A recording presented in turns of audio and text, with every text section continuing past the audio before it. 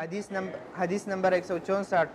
وعن العرباس بن ساریة رضی اللہ عنہ قال قام رسول الله صلى الله عليه وسلم فقال أيحسب أحدكم متكئا على أريكته يظن أن الله لم يحرم شيئا إلا ما في هذا القرآن ألا وإني والله قد أمرت ووعظت ونهيت عن أشياء إنها لمثل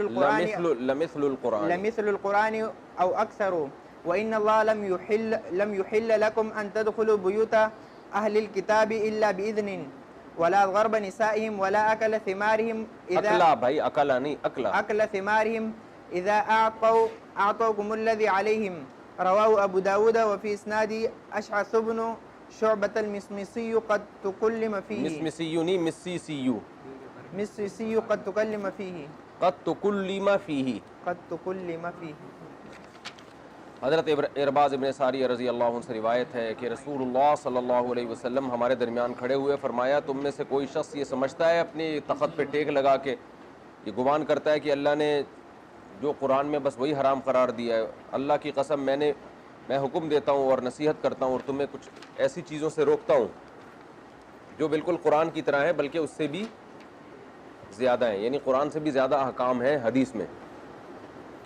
وَإِنَّ اللَّهَ اور اللہ تعالیٰ نے تمہارے لیے حلال نہیں کیا ان تدخلوا بیوت اہل الکتاب الا بإذن کہ تم اہل کتاب کے گھر میں داخل ہو مگر اجازت سے، یعنی یہ ہو سکتا تھا کوئی مسلمان سمجھے کہ اب تو ہم غالب ہو گئے ہیں تو یہ اہل کتاب تو مغلوب قوم ہے تو ہم ان کے گھر میں اجازت لے کے کیوں جائیں بھائی، یہ تو ہمارے ماتحت ہیں، گویا غلاموں کی طرح ہو گئے۔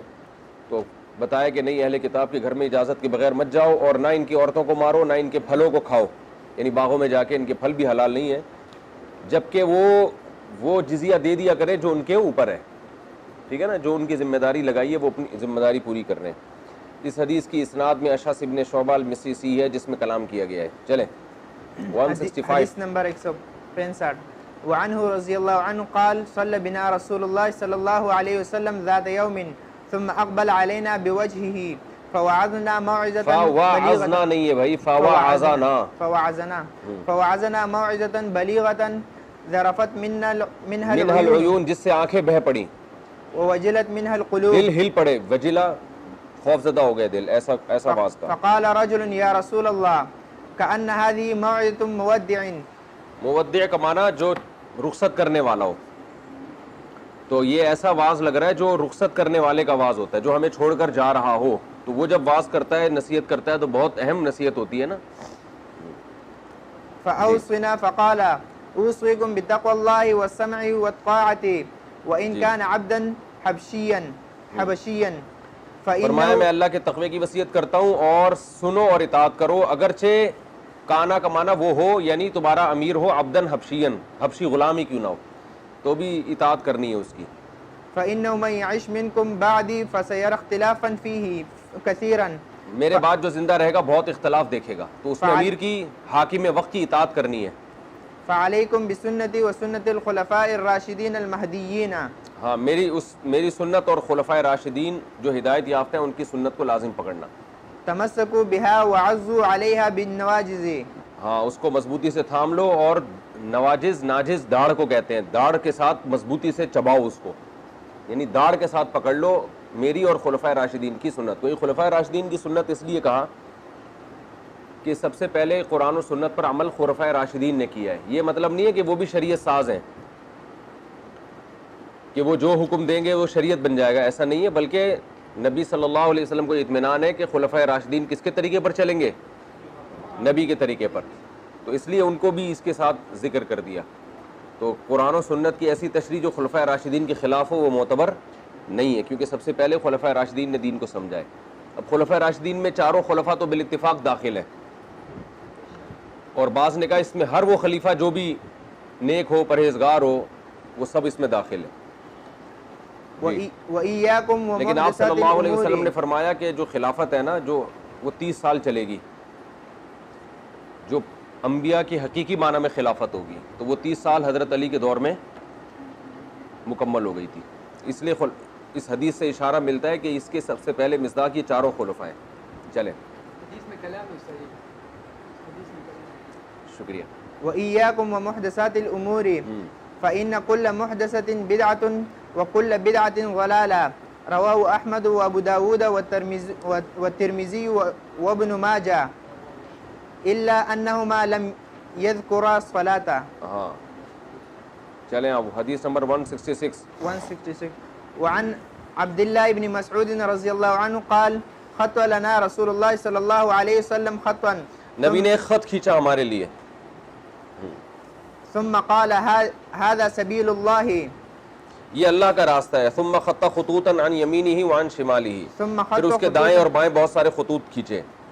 ثم خط خطوطا عن يمينه وعن شماله وقال هذه سبيل على كل سبيل منها شیطان يدعو إليه. ہر راستے پر ایک شیطان بیٹھا ہوا ہے جو بلا رہا ہے. یہ جو جماعت المسلمین اور ہمارے جو اہل حدیث حضرات ہیں, انہوں نے بھی شروع میں اسی بیس پہ یہ نیا فرقہ نکالا کہ یہ 4 فرقے اسلام میں نہیں ہو سکتے, حنفی, مالکی, شافعی, حنبلی. حدیث میں تو آتا ہے صرف ایک راستہ ہے, ٹھیک ہے نا. تو انہوں نے کہا وہ ایک راستہ بس قرآن و سنت کا راستہ ہے. تو یہ 4 جو ہے نا, یہ تو یہ نئے خطوط نکل رہے ہیں. بعد میں اہل حدیث تو تھوڑے معتدل ہو گئے, لیکن جماعت المسلمین نے پھر اسی بیس پہ اہل حدیث سے بھی کٹ کے ایک الگ نیا فرقہ نکال لیا کہ یہ 5 کہاں سے آ گئے اسلام میں, سیدھا راستہ تو ایک ہے. یہ نہیں کہا کہ تم نے 6ٹھا نکال لیا بجائے ان 5 کو ختم کرنے کے. تو یہ جو حدیث میں آتا ہے نا ایک سیدھا خط ہے, دائیں بائیں خطوط, اس سے فروعی اختلافی مسائل مراد نہیں ہے. اختلاف اور فروعی مسائل میں جو یعنی جو فروعی مسائل میں جو اختلاف ہے جن میں دونوں طرف دلائل ہوتے ہیں, وہ بالکل وہی خط مستقیم ہے چاہے دونوں رائے بالکل اپوزٹ کیوں نہ ہو, کیونکہ اس خط سے مراد کیا ہے, قرآن و سنت کا راستہ. تو جو بھی قرآن و سنت کے راستے پہ چل رہا ہے, وہ الگ بات ہے اس کی تحقیق دوسرے سے مختلف ہے, تو اسی سیدھے راستے پہ چل رہا ہے.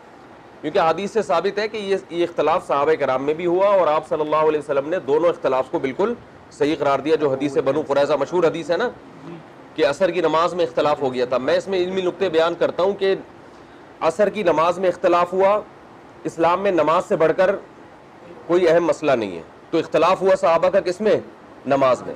پھر نماز میں رفع الیدین کرنے نہ کرنے میں نہیں ہوا, بلکہ نماز میں اس پر ہوا کہ پڑھنی ہے کہ نہیں پڑھنی ہے. اس سے بڑا اختلاف ہو نہیں سکتا نماز میں. ایک کہہ رہا ہے قضا کرنی ہے, دوسرا فریق کہہ رہا ہے پڑھنا لازم ہے. یعنی وجود و عدم میں اختلاف ہو رہا ہے, رکعتوں میں بھی نہیں ہو رہا. تیسری بات یہ کہ نماز بھی عصر کی جو نمازوں میں سب سے اہم ہے, حافظوا علی الصلوات والصلاۃ الوسطیٰ, یہ technical point to be noted ہے. تو اس نوعیت سے بڑا اختلاف اسلامی تاریخ میں ہو نہیں سکتا, اور اس میں دونوں فریق کو آپ صلی اللہ علیہ وسلم نے درست قرار دیا ہے. تو یہ بہت اہم حدیث ہے. فقہا باقی جتنے اختلاف ہیں اس سے کم نوعیت کے ہیں, تو وہ دونوں خط مستقیم پہ چل رہے تھے, سمجھتے ہو. اس لیے جو حنفیہ, مالکیہ, شافعیہ اور حنابلہ میں اختلاف ہے, یہ اختلاف کے باوجود یہ خط مستقیم ہے, کیونکہ دونوں سب کی بیس کیا ہے, قرآن و سنت. اب یہ جو اہل حدیث ہم پہ اعتراض کرتے ہیں کہ آپ قرآن و سنت پہ نہیں چلتے, آپ تو امام حنیفہ کے قول پہ چلتے ہو, اور خود مانتے بھی ہیں کہ امام حنیفہ کس پہ چلتے تھے, قرآن و سنت پہ. تو جو امام حنیفہ قرآن و سنت پہ چل رہے ہیں, تو ابو حنیفہ کے پیچھے چلنے والا قرآن و سنت ہی پہ چلنے والا ہوگا نا, یا تو تورات انجیل پہ چل رہے ہوتے. تو ایک ہے براہ راست چلنا اور ایک ہے کسی کی اتباع میں. تو براہ راست وہ چلے جسے پورا قرآن پوری سنت آتی ہے, جو مجتہد ہے, اور جو مجتہد نہیں ہے وہ کسی کی رہنمائی میں چلے گا, سمجھتے. باقی پھر ایک ہی امام کی تقلید کیوں, باقیوں کی کیوں نہیں, یہ عملاً ممکن نہیں ہے کہ چاروں کی بیک وقت انسان تقلید کرے. اور اختیار اگر عوام کو دے دیا جائے کبھی ادھر کبھی ادھر, تو اس میں خواہشات کا دروازہ کھلے گا, اور فساد کو اللہ زمین میں پسند نہیں کرتے. بعض چیزیں براہ راست اسلام میں ناجائز نہیں ہوتی, مگر وہ ذریعہ بن رہی ہوتی ہیں فساد کا, اس لیے ناجائز ہیں. اس کی مثال ایسی ہے جیسے نبی صلی اللہ علیہ وسلم کے دور میں مصحف بہت سارے تھے, ہر ایک نے لکھا ہوا تھا, یہ چیز فساد کا ذریعہ بن رہی تھی. حضرت عثمان نے تمام مصاحف جلا کے ایک مصحف پہ لوگوں کو جمع کیا. اب کوئی کہ قرآن و حدیث سے دکھاؤ, نہیں ملے گا. حضرت عثمان قرآن و حدیث سے یہ تو دکھائیں گے کہ اللہ فساد کو پسند نہیں کرتا, ہر وہ چیز جو امت میں اختلاف کا سبب بنے اس کو پسند نہیں کرتا. یہ نہیں دکھائیں گے کہ نبی نے حکم دیا تھا کہ ایک مصحف پہ جمع کر دینا. یہ خود فیصلہ کرنا پڑتا ہے کہ اب اس اختلاف سے بچنے کا طریقہ کیا ہے, سمجھتے ہو. اگر لوگوں کو اجازت دے دی جائے نا, جب چاہے جو حنفی بن جاؤ, جب چاہے اہل حدیث بن جاؤ, جب چاہے شافعی بن جاؤ, تو ایک خواہشات کا دروازہ کھلے گا اور پھر اسلام نہیں رہے گا. تو یہ اس کے بغیر ممکن نہیں ہے, یہ انتظامی چیز ہے. چلیں. وقرأ وأن هذا صراطي مستقيما فاتبعوه الآية رواه أحمد والنسائي والدارمي. چینی رکھی ہے یہاں کہیں, چلیں. اس کا مطلب کیا ہے استاد؟ کیا؟ وأن هذا صراطي مستقيما فاتبعوه. ہاں, یہ اللہ قرآن کی آیت پھر نبی نے تلاوت کی نا, وأن هذا صراطي مستقيما, یہ میرا سیدھا راستہ ہے. وہ کیا مطلب قرآن و سنت کا راستہ؟ جتنے بھی یہ چاروں مذاہب جو ہے نا, چاروں فقہ, ان کے اصول میں لکھا ہوا ہے کہ مسئلہ سب سے پہلے قرآن حدیث اور اجماع اور قیاس سے، تو یہی قرآن و سنت سے ثابت ہے، سب کے اصول ایک جیسے ہیں۔ بعض کہتے ہیں کہ پھر سب کے اصول فقہ الگ الگ کیوں ہیں؟ بھئی شوافع کے اصول فقہ الگ ہیں، حنفیہ کے اصول فقہ الگ ہیں، تبھی تو مسائل میں اختلاف ہوتا ہے۔ تو دیکھو ایک اصل الاصول ہوتا ہے، یعنی اصول بھی جو ہے نا، اصول یہ بھی کچھ بنیادی اصول ہیں، وہ سب کے ایک ہیں، آگے ان اصول پر متفرع ہونے والے بھی کچھ اصول ہیں، ان میں اختلاف ہے، اور وہ اختلاف مضر نہیں ہے۔ جیسے کہتے ہیں نا اس عقیدے کا اختلاف بڑا اختلاف ہے، غلط ہے یہ بات۔ عقیدے بھی دو قسم کے، ایک اسلام کے بیسک عقائد ہیں، ان میں اختلاف تو بڑا اختلاف ہے، ایک ان عقائد پر متفرع ہونے والے عقائد ہیں جن کے بارے میں نصوص خاموش ہیں، وہ اختلاف بڑا اختلاف نہیں ہے، اس میں کوئی اختلاف کرے تو بھی ٹھیک ہے۔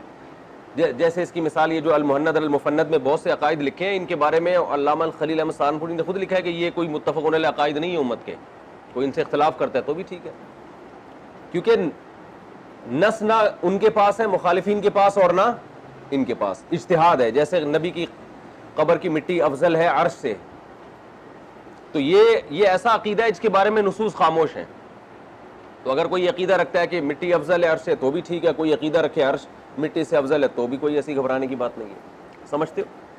چلیں بسم اللہ الرحمن الرحیم۔ ہاں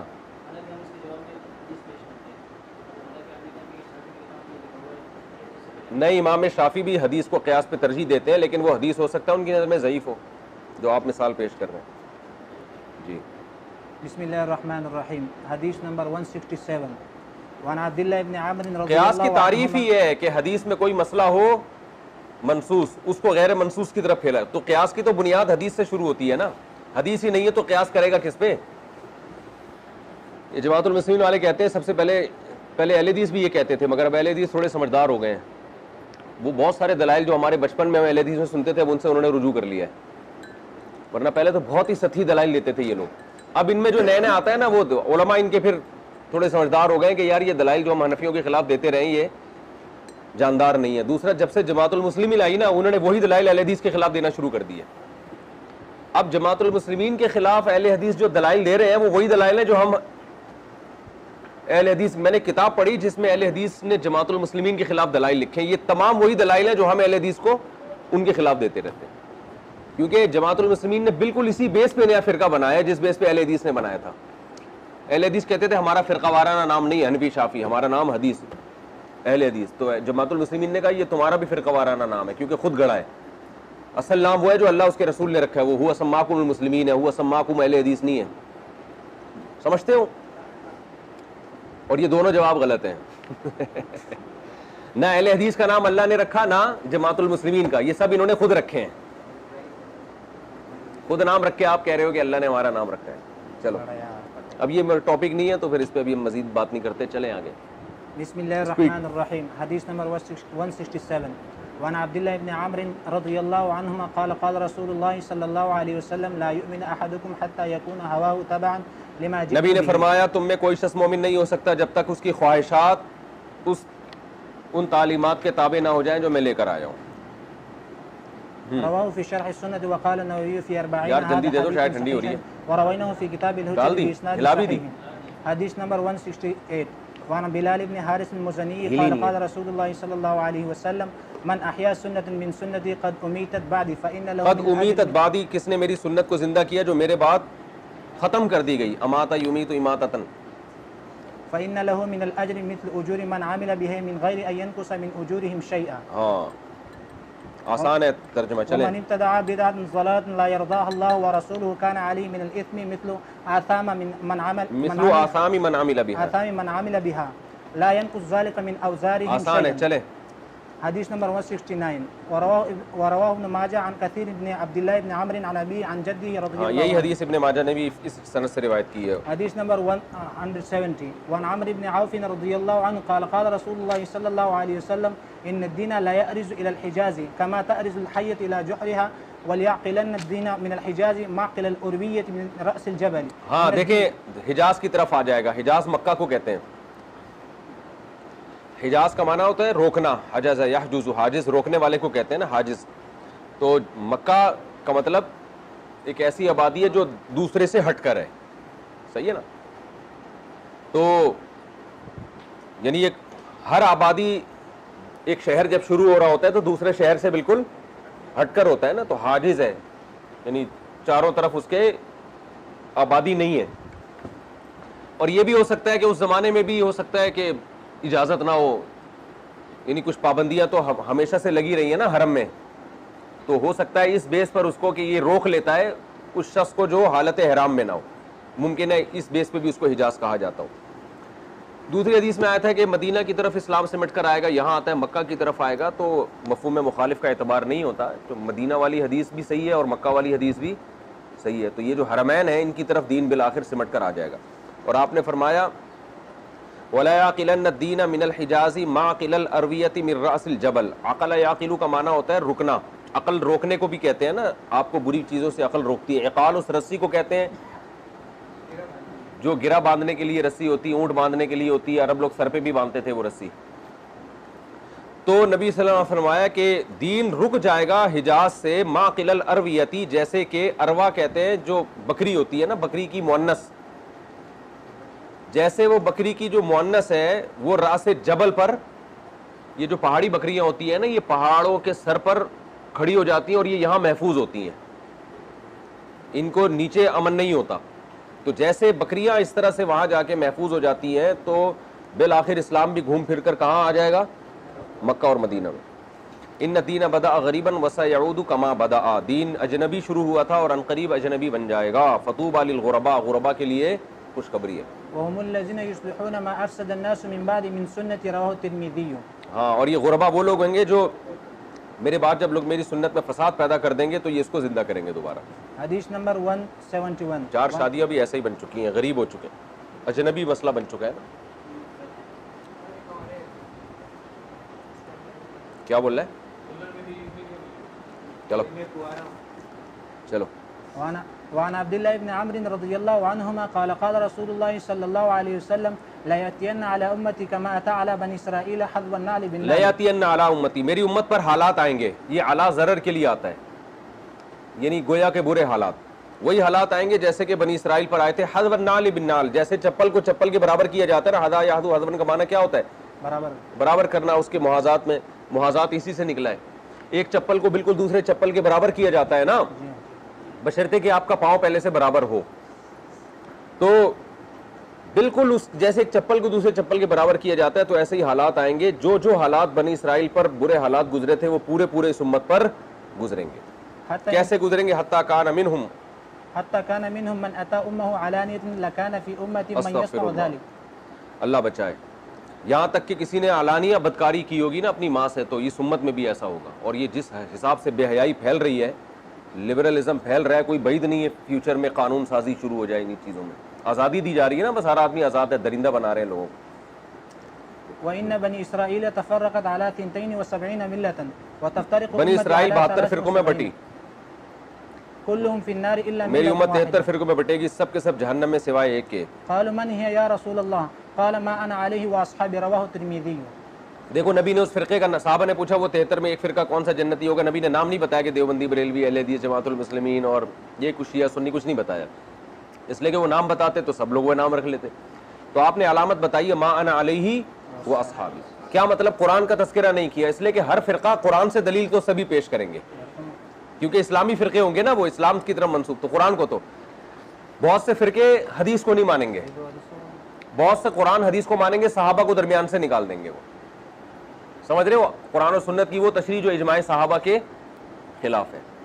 تو یہ تینوں چیزیں ہوں گی, تو اسی وجہ سے اہل سنت والجماعت کہا جاتا ہے فرقہ ناجیہ کو, کہ جو حدیث کو, اہل قرآن والجماعت نہیں, اہل قرآن والسنہ نہیں کہا جاتا, اہل سنت والجماعت, اس لیے کہ قرآن کو تو سب مانتے ہیں, اختلاف ہوگا سنت اور جماعت سے مراد صحابہ کی جماعت. حدیث نمبر 172. وفي رواية أحمد وأبي داود عن معاوية رضي الله عنه 72 في النار وواحد في الجنة وهي الجماعة وإنه سيخرج في أمتي أقوام تتجارى بهم تلك الأهواء كما يتجارى الكلب. میری امت میں ایسی اقوام نکلیں گی جن کے تتجارہ کا مطلب سرایت کریں گی ان میں خواہشات, کما یتجارى الکلب, یہ کلب لفظ ہے, کلب نہیں ہے.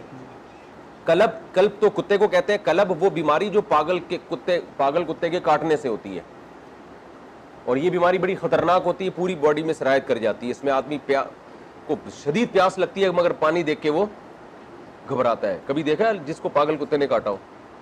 اللہ بچائے, اللہ بچائے.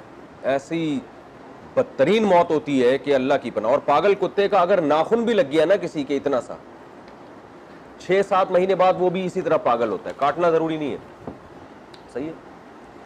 اور جس کو پاگل کتا کاٹ لے یا ناخن بھی لگ جائے زخم, تو اب یہ آدمی کے بھی ناخن کسی کو لگ گیا, وہ بھی اسی طرح پاگل ہو جاتا ہے. تو ایسے یہ بیماری سرایت کرتی ہے, متعدی ہے, پھیلتی ہے خطرناک طریقے سے. تو آپ نے فرمایا کہ ایسے لوگ پیدا ہوں گے بدعتی لوگ کہ خواہشات ان میں ایسے سرایت کریں گی جیسے کہ پاگل کتے کاٹنے والی بیماری اس کے آدمی کو سرایت کر جاتی ہے, اور وہاں سے پھر کیا ہوتی ہے, پھیلتی. تو بدعتی کو بھی اسی طرح کی خارش ہوتی ہے.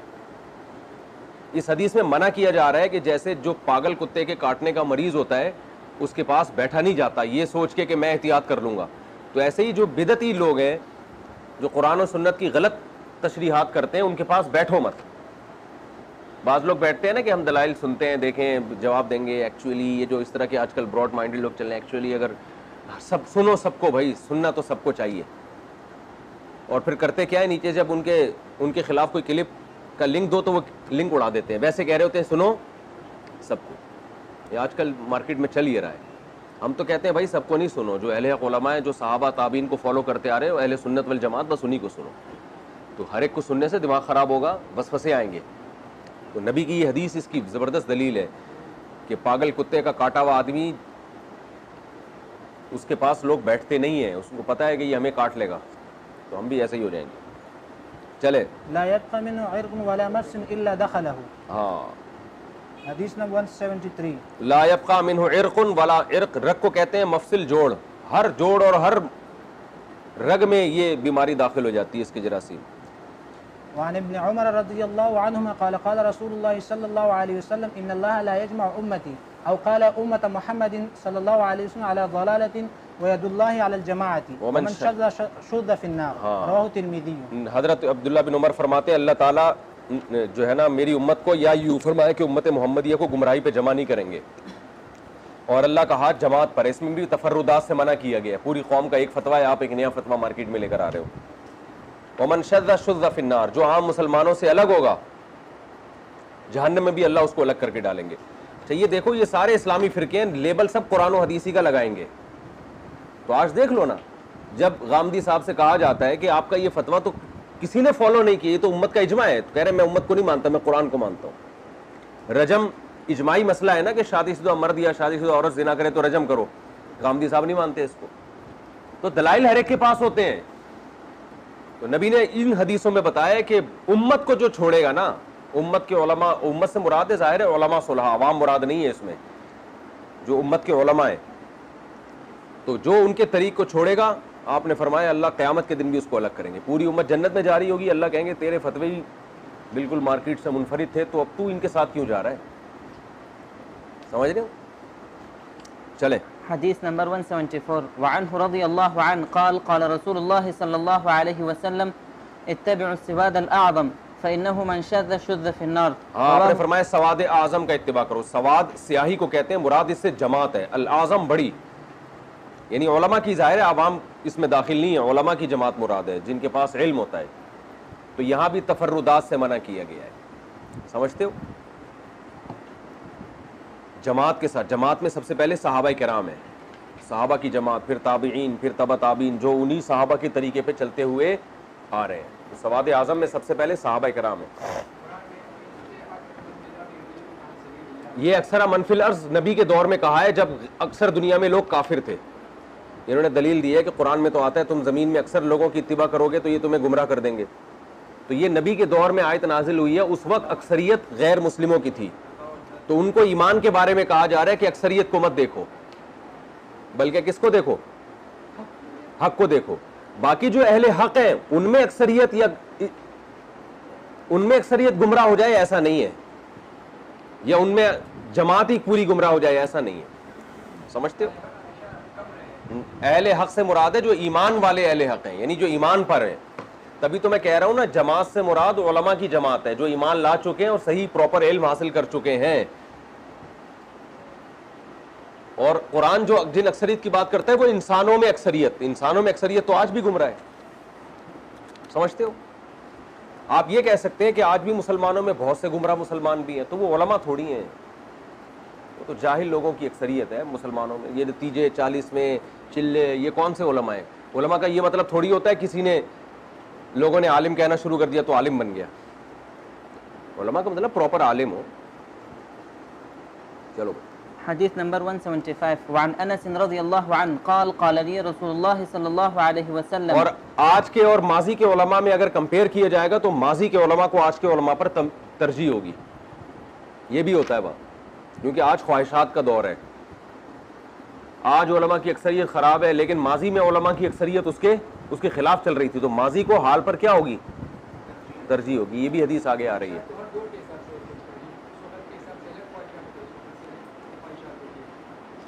میں اہل حق کی بات کر رہا ہوں نا. آج تو ایسی خواہشات کا دروازہ کھلا ہوا ہے. آپ مصر کے علماء سے پوچھو گے, کسی کے نزدیک بھی داڑھی لازم ہی نہیں ہے, کسی کے نزدیک بھی داڑھی لازم نہیں ہے. تو وہ یہ علماء کو تھوڑی فالو کیا جائے گا. وجہ اس کی کیا ہے کہ وہ تو ایک ایسے ماحول میں پلے ہیں کہ ان پر ایک سیکولر حکومتیں رہی ہیں جنہوں نے داڑیاں رکھنے پر پابندیاں لگائی ہیں, قتل کیا ہے, وہ اسی راہ میں بہہ گئے. لیکن اگر آپ پوری دنیا میں جاؤ کے دیکھو گے تو پھر آپ کو آج بھی علماء کی اکثریت ملے گی جو کہے گی کہ داڑھی رکھنا واجب ہے. چلیں, حديث نمبر 175 اور ماضی میں جاؤ گے تو پھر تو سبھی اس کے وجوب کے قائل ہیں الا ماشاءاللہ. حديث نمبر 175 وعن انس رضي الله عنه قال قال لي رسول الله صلى الله عليه وسلم يا بني ان قدرت ان تصبح وتمسي وليس في قلبك غش لاحد. حضرت انس فرماتے ہیں نبی نے مجھ سے فرمایا میرے بچے اگر تو قدرت ہو کہ تو صبح اور شام اس حال میں کر کے تیرے دل میں کسی کے لیے کینہ بغض نہ ہو, ففعل, تو یہ کر لیا کر, دل کو صاف رکھا کر لوگوں سے. ثم قال يا بني وذلك من سنتي یہ میرا طریقہ ہے, ومن احب سنتي فقد احبني جو میری سنت سے محبت کرے مجھ سے محبت کی, ومن احبني كان معي اور في جو مجھ سے الجنة. محبت کرے گا میرے رواه ساتھ جنت میں ہوگا. چلیں, حديث نمبر 176 وعن ابي هريره رضي الله عنه قال قال رسول الله صلى الله عليه وسلم من تمسك بسنتي عند فساد امتي فله اجر 100 شهيد. جو میری سنت کو پکڑ کے رکھے گا فساد امت کے وقت تو اس کو 100 شہیدوں کا ثواب ملے گا. یہ حدیث ضعیف ہے. چلیں, حديث نمبر 177 وعن جابر رضي الله عنه عن النبي صلى الله عليه وسلم حين أتاه عمر فقال إنا نسمع أحاديث من يهود تعجبنا. ہم یہودیوں سے حدیثیں سنتے ہیں جو ہمیں اچھی لگتی ہیں, یعنی وہ تورات سے واقعات سناتے ہیں, بڑے اچھے لگتے ہیں ہمیں وہ واقعات. یہ حضرت عمر نے فرمایا أفترى أن نكتب بعضها. تو کیا رسول اللہ کیا آپ ہمیں اجازت دیتے ہیں کہ ہم ان میں سے بعض کو لکھ لیا کریں؟ فقال أمتهوكون أنتم. متہوکون انتم, کیا مطلب تم ابھی تک متحیر حیران ہو, یعنی اطمینان نہیں ہے کیا قرآن پر؟ تو ابھی تک حیران ہو کہ تمہیں یہودیوں سے تعلیمات لینی ہے یا اسلام سے؟ كما تهوكت اليهود جیسے کہ یہود و والنصارى. نصارہ حیران ہوئے, انہوں نے اپنے مذہب کو چھوڑ دیا اس لیے کہ وہ بھی متحیر ہیں, پورے طریقے سے وہ بھی تورات کو فالو نہیں کر رہے. تو جیسے یہود نہ ادھر کے رہے نہ ادھر کے رہے, تو اے عمر کیا تم بھی ایسا کام کرنا چاہ رہے ہو؟ یعنی آپ نے ناراضی کا اظہار کیا. لقد جئتكم بها بيضاء نقية. میں ایک واضح اور صاف شریعت لے کر آیا ہوں. ملتن محذوف ہے یہاں پہ, ایسی واضح اور نقی کے بالکل واضح ہے, تو ہمیں کسی اور طرف جانے کی ضرورت نہیں ہے. ولو كان موسى حيا ما وسعه. اگر موسیٰ بھی زندہ ہوتے, ما وسعہ الا اتباعی, تو میری اتباع کے بغیر ان کا چارہ نہیں تھا. اس کا مطلب کہ موسیٰ علیہ السلام کا بھی انتقال ہو چکا ہے, آپ کی بھی وفات ہو چکی ہے. چلیں, بعض لوگ وفات کا لفظ ہی نبی کے لیے استعمال نہیں کرنے دیتے, اتنے پاگل ہو جاتے ہیں. اگر یوں کہہ دو نا نبی صلی اللہ علیہ وسلم کی وفات ہو گئی, آپ کا انتقال ہو گیا, آپ کی موت, نہ حیات النبی کا عقیدہ اس کے خلاف ہے. ایسا بھی نہیں ہے, وہ برزخی حیات ہے. جو حیات النبی کے ہم قائل ہیں وہ برزخی حیات کے قائل ہیں. سمجھتے ہو؟ حديث نمبر 178 وعن أبي سعيد الخدري رضي الله عنه قال قال رسول الله صلى الله عليه وسلم من أكل آپ کہہ طيبا. سکتے ہیں برزخی حیات تو سب کو حاصل ہے, تو یہ زیادہ طاقتور حیات ہے. برزخی ہے مگر بہت زیادہ طاقتور, جس کی پوری کیفیت اللہ ہی جانتا ہے. چلیں, حديث پوری نمبر کیفیت اس کی اللہ ہی جانتا ہے. تو اس لیے ان میں بھی زیادہ گھسنا نا ان مسائل میں. یہ جو مہند المفند میں لکھا ہے نا نبی کی حیات کا عقیدہ, اس کے بارے میں بھی علامہ خلیل سہارنپوری نے لکھا ہے کہ یہ پیچیدہ عقائد ہیں, ان کو عوام میں نہیں شائع کرنا چاہیے تھا. لیکن آج ہم نے اسی کو پکڑ کے ایسا اس پہ مناظرے اور اس پہ پوری اسی کو ایک وہ بنا دیا ہم نے. اسلام کے بیسک عقائد وہ ہیں جو غیر مسلم کو اسلام قبول کرواتے ہوئے جو کہے جاتے ہیں, ایمان مفصل اور ایمان مجمل, یہ بیسک عقائد ہیں. اگر المحنت بھی بیسک عقائد میں ہوتا تو ہر غیر مسلم کو المحنت پڑھانا واجب ہوتا. یہ تو ہمارے اکابر بھی اس کے قائل نہیں تھے. تو مدعی سوس گواہ چس والا حساب سیٹنگ چل رہی ہے آج کل ہماری, سمجھتے ہو, لیکن عقیدے وہ غلط نہیں ہے, یہ بھی بتا دوں میں. چلو چلیں, ان میں اختلاف ہے, اور وہ اختلاف کیونکہ نص نہ ادھر ہے نہ ادھر ہے, تو وہ اختلاف ہو سکتا ہے جب منصوص نہ ہو. لہذا اس کو گمراہی کہنا کہ یہ عقیدے غلط ہے, یہ شرکیاں یہ غلط ہے, جیسے کہ آج کل لوگ کر رہے ہیں. چلو حديث نمبر 178 وعن أبي سعيد الخدري رضي الله عنه قال قال رسول الله صلى الله عليه وسلم من أكل طيبا وعمل في سنة وأمن الناس بوائقه دخل الجنة. ہاں, جو پاکیزہ چیزیں کھائے, سنت میں عمل کرے, اور لوگ اس کی بائقہ کا مطلب آفات شر سے محفوظ رہیں, بوائق اس کی جمع, وہ جنت میں داخل ہوگا. فقال رجل يا رسول الله إن هذا اليوم لكثير في الناس. آج کے دن تو یہ چیز لوگوں میں بہت زیادہ ہے, یہ صفات, پاکیزہ چیزیں کھا رہے ہیں اور یہ سب, تو کیا بعد میں کیا ہوگا؟ فرمایا وَسَيَكُونُ فِي قُرُونٍ بَعْدِي, آپ نے فرمایا میرے بعد جو قرون ہوں گے ان میں بھی ہوں گی یہ صفات. چلیں حدیث نمبر 179 وعن ابی ہریرہ رضی اللہ عنہ قال. یہاں پہ لکھا ہے کہ یہ ہوں گی یہ صفات, یا یہ جو کیا نام ہے شر ہے یہ قرون کے بعد آئے گا؟ حدیث کے ظاہر سے تو یہ پتہ چل رہا ہے کہ میرے لوگ یہ جو چیزیں ہیں, یہ جو صفات ہیں, جو طیب کھائے اور سنت میں عمل کرے اور لوگ اس کی پریشانیوں سے محفوظ ہوں, تو یہ میرے بعد والی قرون میں بھی ہوگا. چلیں حديث نمبر 179 وعن أبي هريرة رضي الله عنه قال قال رسول الله صلى الله عليه وسلم إنكم في زمان من ترك منكم عشر ما أمر به هلك ثم يأتي زمان من عمل منهم بعشر ما أمر به نجا. رواه الترمذي. حضرت ابو ہریرہ سے روایت ہے, نبی نے فرمایا تم ایسے زمانے میں ہو کہ تم نے اگر جس کا تمہیں حکم دیا جا رہا ہے اس کا 10واں حصہ بھی اگر تم نے ترک کر دیا تو ہلاک ہو جائے گا جو شخص یہ کرے. اور بعد میں ایسا زمانہ آ رہا ہے کہ جو اللہ نے اس کو حکام دیا اس کے 10ویں حصے پر بھی عمل کر لیا تو نجات پا جائے گا. لیکن اس سے عوامر اور نواہی مراد نہیں ہے, خوب سمجھ لیں, فرائض واجبات مراد نہیں ہے, کیونکہ فرائض واجبات پر قیامت تک عمل کرنا واجب ہے, کہیں عمل کرنا ممکن نہ ہو تو وہ جگہ چھوڑنا واجب ہے. اس سے مراد ہے تبلیغ دین کی اشاعت اور تبلیغ کی جو ذمہ داری اس امت کے کندھوں پہ ڈالی گئی ہے, تو اس میں صحابہ کے لیے 10واں حصہ بھی چھوڑنا جائز نہیں تھا, اور بعد والوں کے لیے 10ویں حصے پر بھی عمل کر لے تو نجات ہو جائے گی. اور آج اس کا مشاہدہ بھی ہو رہا ہے کہ آپ حق کو اس طرح بیان نہیں کر سکتے, خاموشی زیادہ, یعنی اگر آپ حق بیان کرنا شروع کر دو تو لوگ مار دیں گے, آپ کو قتل کر دیں گے. بہت ساری مثالیں ملتی ہیں اس کی کہ آپ اس طرح سے, یعنی زیادہ تر انسان کو گناہ دیکھ کے خاموش رہنا پڑتا ہے. ہاں وہاں جائے افغانستان, وہ بھی نہیں کر پا رہے طالبان بھی, افغانستان میں بھی وہ بہت ساری گنجائشیں دے رہے ہیں, ان کو پتہ ہے کہ دنیا نہیں چھوڑے گی ان کو.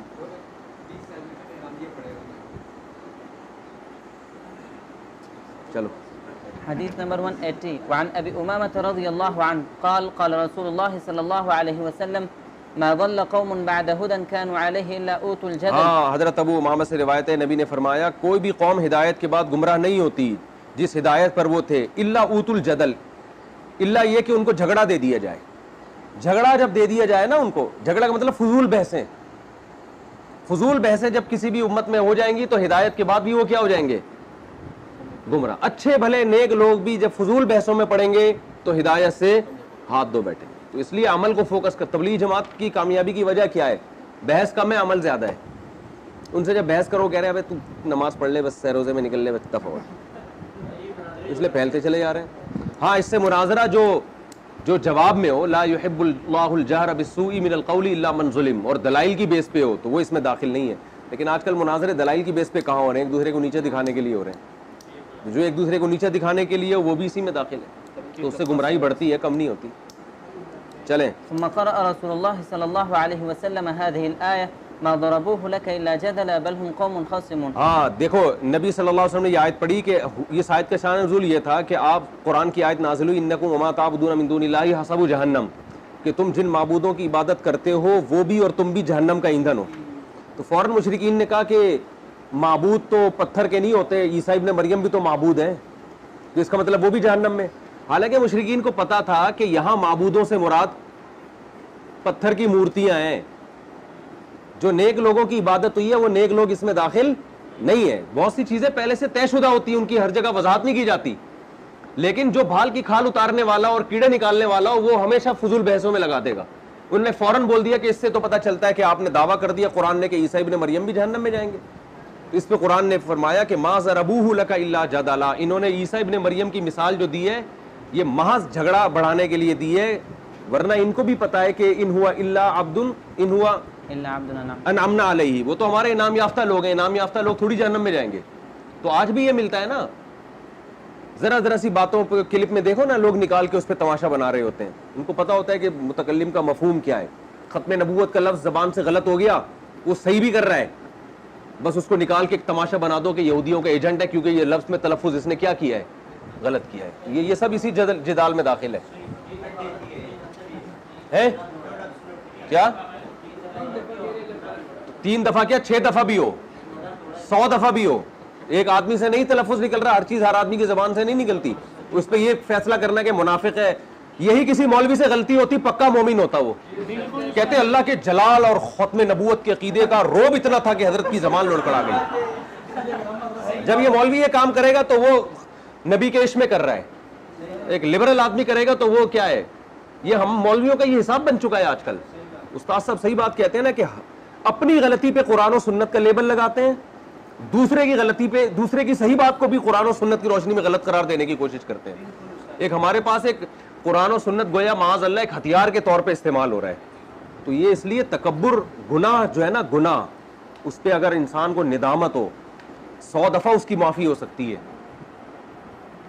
لیکن تکبر اللہ کو بہت ناپسند ہے. آپ شو بازیوں پہ آ جاؤ نا اور اپنے آپ کو سمجھنا شروع کر دو ہم چما دیگرے نیز, بس ہم ہی ہیں ٹھیکیدار, اس کی سزا ملتی ہے. میں نے دیکھا ہے تکبر کی بر وقت سزا ملتی ہے انسان کو.